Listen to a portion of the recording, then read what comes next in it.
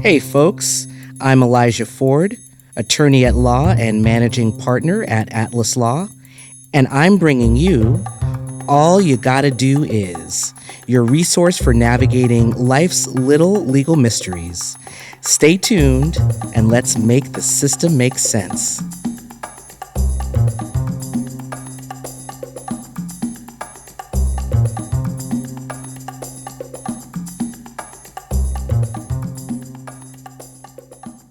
If you're like me, you probably know someone who's getting some type of Social Security benefit. According to the Social Security Administration, at least 1 in 7 Americans is getting some type of Social Security benefit. So let's talk about it. Let's break down Social Security today. Let's first start with a little history lesson, folks. Let's take them to school.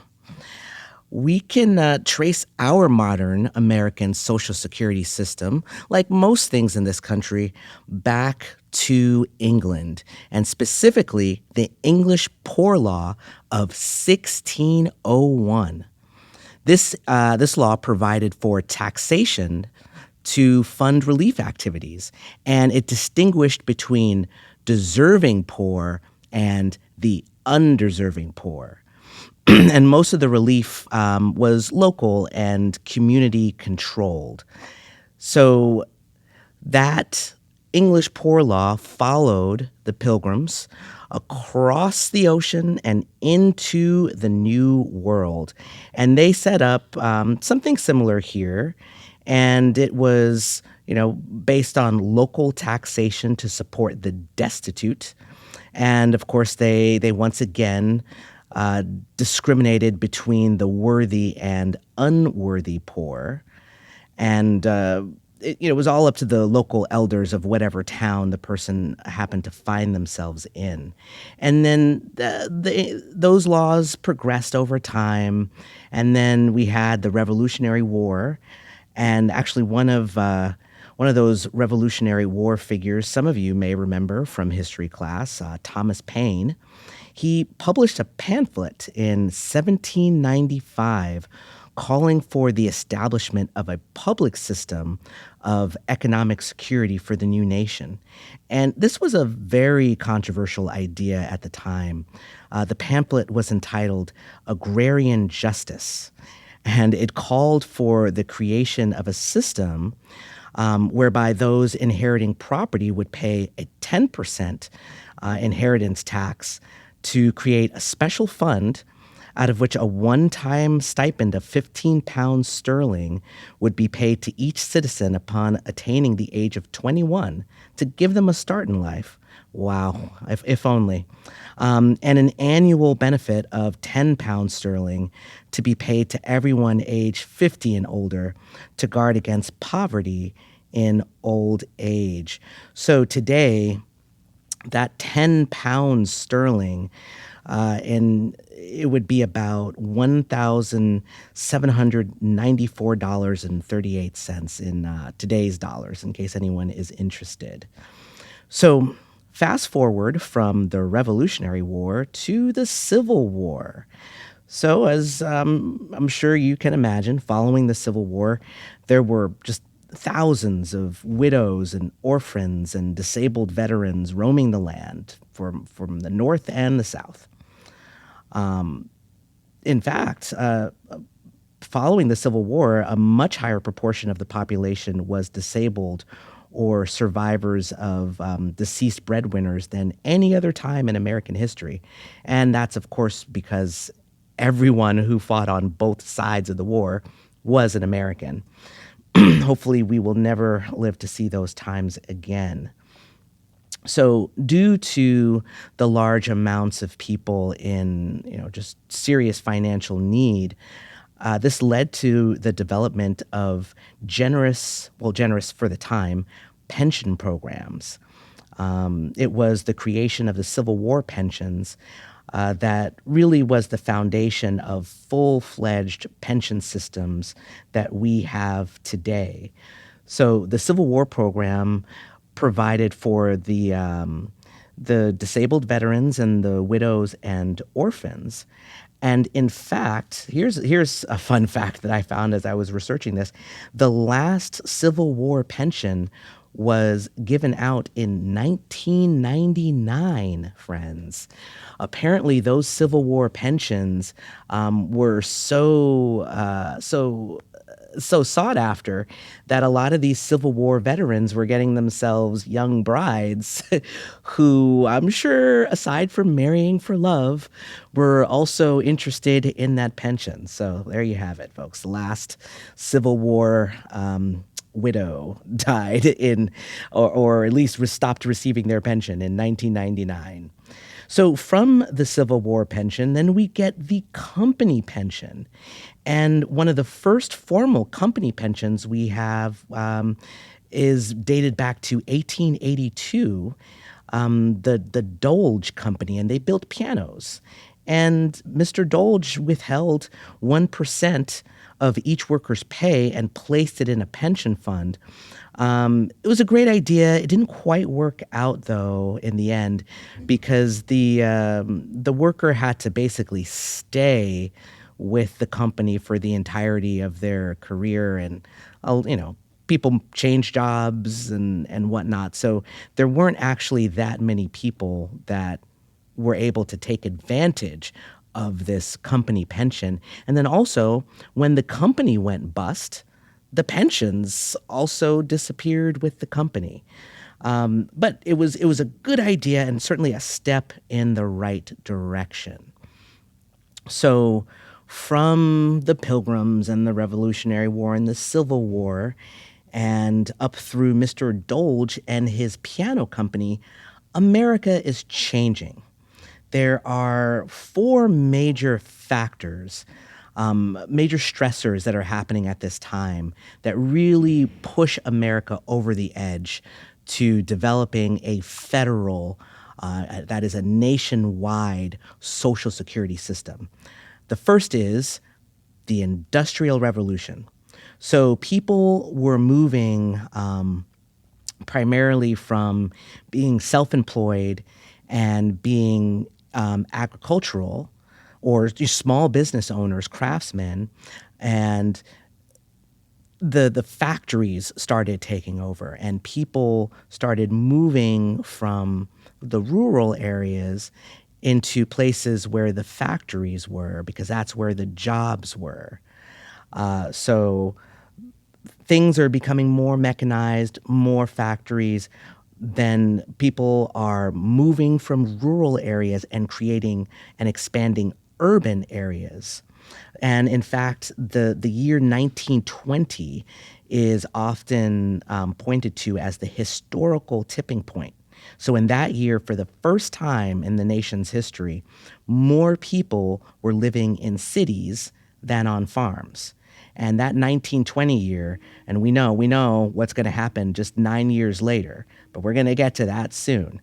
So we have the Industrial Revolution, and then that's causing the urbanization of America. And then with that, we have the disappearance of the extended family. So this trend toward urbanization often took the form of younger people in the family going off to the cities to work in these factories and these industries, leaving their parents and their aunts and uncles and older relatives at home, largely to fend for themselves. And then that fracturing of the extended family only continued through the modern age to the point where now the nuclear family is the norm, at least in the I'm not speaking worldwide. I'm really just talking about America at this time. So we have the breaking up of the extended family, and then the last factor here is the increase in life expectancy. So we can give thanks to better health care and sanitation and the development of public health programs and vaccinations and such. With that, Americans began to live longer. So in just 3 short decades, from 1900 to 1930, the average lifespan increased by 10 years. So we have an aging a population that is living longer than previously, on top of all those other changes that we talked about. So those four factors really led to the perfect storm. And then in the middle of that, what do we have here? We have the Great Depression of the 1930s. And another fun fact, that Great Depression of the 1930s was actually the third depression of the modern era.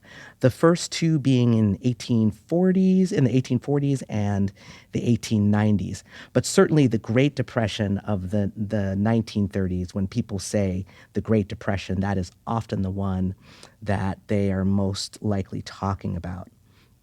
So in the waning months of 1929, the stock market value lost 40% of its value.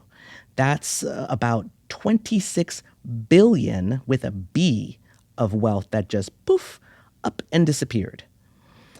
Great corporations suffered, like those big giants like General Electric and those types of companies lost big, as well as individual investors. So from that, America slipped into an economic depression, unemployment exceeding 25%. At least 10,000 banks failed across the country. The gross national product declined from about 105 billion, again B with B as in boy, billion, in 1920, to only about 55 billion in 1932. So that's just about losing by half in just 3 years. So as you can imagine, if these big companies and the nation as a whole is being hit, you have to imagine that individuals are getting hit even harder. So as the Depression grew, there are about three general approaches that established. The do nothing response, and that was a lot of politicians were like, hey, the fundamentals of the economy are sound. Don't interfere. I feel like those voices still echo throughout history, right? And then the second set of voices, President Hoover's volunteerism. All we need is for Americans to roll up their sleeves and really help each other, and then we'll dig ourselves out of this hole. And then there were those that were like, no, we actually need to expand the welfare that is available. So all these factions are warring amongst each other. People are standing on breadlines. It is a terrible time. And then enter President Roosevelt. And then he passed in 1935 the first Social Security Act. And here's a little quote from President Roosevelt upon signing the Social Security Act. We can never ensure 100% of the population against 100% of the hazards and vicissitudes of life, but we have tried to frame a law which will give some measure of protection to the average citizen and to his family against the loss of job and against poverty-ridden old age. So again, the road to hell is paved with the best of intentions. So this Social Security Act was signed right smack dab in the middle of one of America's greatest economic crises, in an effort to kind of keep the calm and save what was left of America's tattered, economic landscape. So the program has grown over the years to the point that now, like I said at the top of this show, 1 in 7 Americans receives some type of Social Security benefit. And that original Social Security retirement benefit has expanded to now different types of Social Security. So we have the Social Security retirement, Social Security disability, Social Security supplemental income, and survivors benefits. So now let's make it make sense. So first, we've talked a little bit about the history of Social Security, and I did mention Social Security retirement. So let's start with that first. When you've reached the age of 62 or greater and have earned at least 40 Social Security credits, you are entitled to start drawing your Social Security.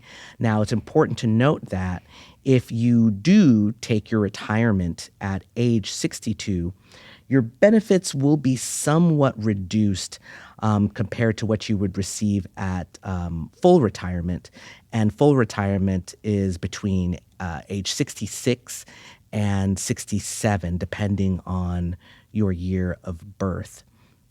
And I mentioned Social Security credits, and those are basically the building blocks, if you will, that Social Security uses to determine whether you've worked long enough to qualify for whichever type of Social Security benefit you're trying to secure for yourself. And if you stop working before you have enough credits to qualify for benefits, your credits will stay on the record. They don't disappear. And we can talk more about Social Security credits later. So that was Social Security retirement. The other type of Social Security benefit available is Social Security disability, or SSDI. So when you have a disability and enough credits from prior work, and that's typically you must have worked approximately half of the time from the age of 21 to the time of your disability, then you would be entitled to Social Security disability. But then we'll talk a little bit more about what disability means within this context. But right now, we're just talking generally about the types of benefits that are available. So there's Social Security disability. There's also Social Security supplemental income. And then there are survivors benefits. So now let's talk a little bit about the disability in Social Security disability. So for something to be considered a disability for Social Security, it has to be a physical or mental condition that significantly limits your ability to do basic work-related activities, such as lifting, standing, sitting, walking, or remembering for at least 12 months. Certain conditions are considered, quote, compassionate allowance conditions, and these would include certain types of cancers, heart diseases, childhood diseases, and neurological conditions. These conditions are considered to meet Social Security's definition of disability just right off the bat. And it often results, if you have one of these conditions, it often results in an expedited approval of your disability benefits. So how do you apply for Social Security disability benefits? Well, you can apply online, or you can apply at your local Social Security office. And if you are applying because of some type of disability, understand that you will have to provide supporting documentation. So you'll have to give Social Security the ability to view your medical records so that they can, assure themselves that you are entitled to the benefits that you are entitled to. Now, when people say, "Oh gosh, I've applied for Social Security and they keep denying me," chances are they are not talking about retirement, Social Security that you receive at the age of 62 or older, because you just get that by virtue of your age and how many credits you've paid in. Things really get sticky with the Social Security disability, and it is not unusual for people to be denied the first time that they apply for benefits. It's often a struggle sometimes to prove that, not only that you have these conditions, that's not enough. You have to prove that those conditions have been limiting your ability to work in those ways that I mentioned before, the walking, sitting, standing, remembering. So if you only have one component, that the Social Security Administration can see, which is, okay, this person has this condition, that's not enough. You need both of those components to get over that hurdle and establish entitlement to those disabilities. Of course, the exception is if you have one of those compassionate allowance type of conditions, those certain types of cancers, neurological conditions, in which case you should not be faced with a fight for your benefits. So once the application is filed, you wait around for a while. It can take an average of about 3 to 6 months for an initial decision to be made, and then if once those benefits are granted, then you'll get your benefits monthly, and the disability benefits come in on the first of the or the third day of the month. And the retirement benefits, if what you're getting is Social Security retirement benefits, those benefits are paid on the second, third, or fourth Wednesdays of the month, and that's just depending on your birthday.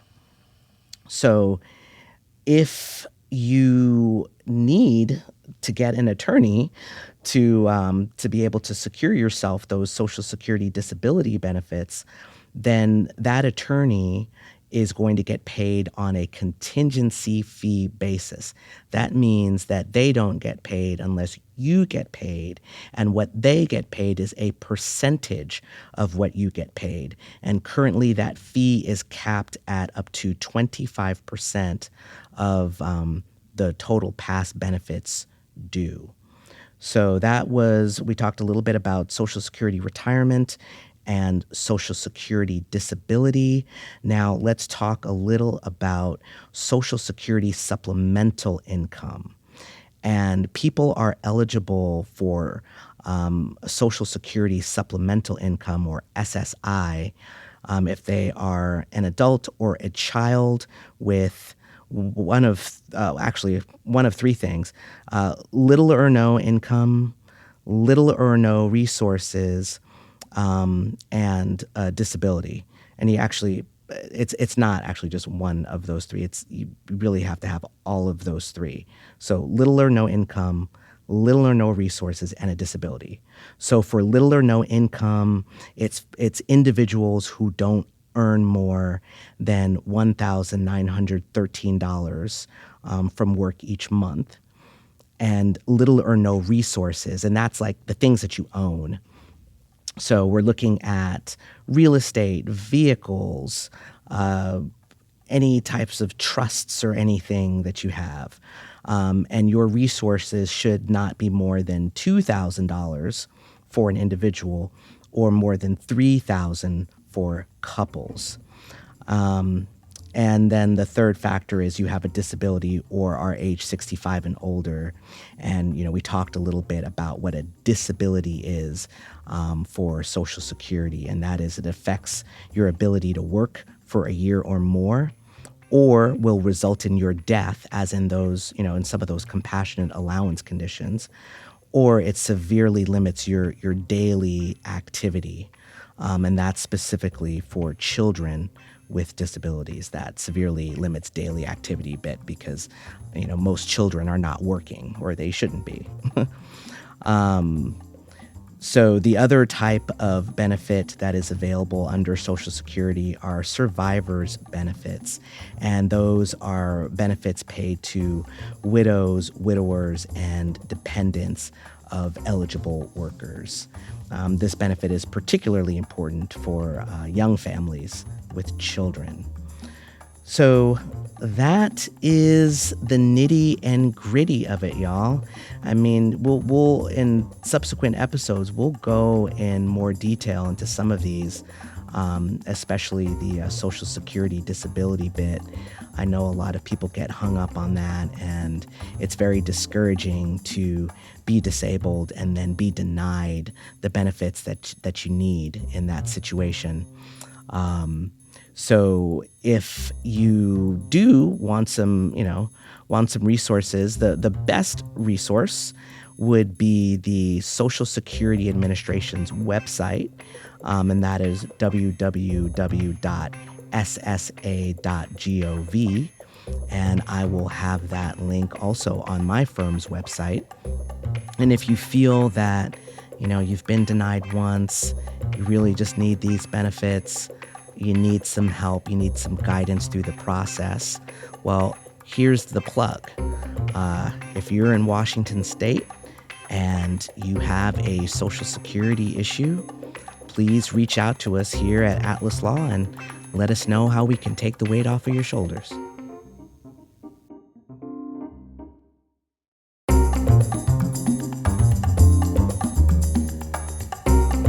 All right, this wouldn't be a legal podcast without a legal disclaimer, y'all. So remember, seek legal counsel for your specific situation and in your specific jurisdiction. Thank you all for listening.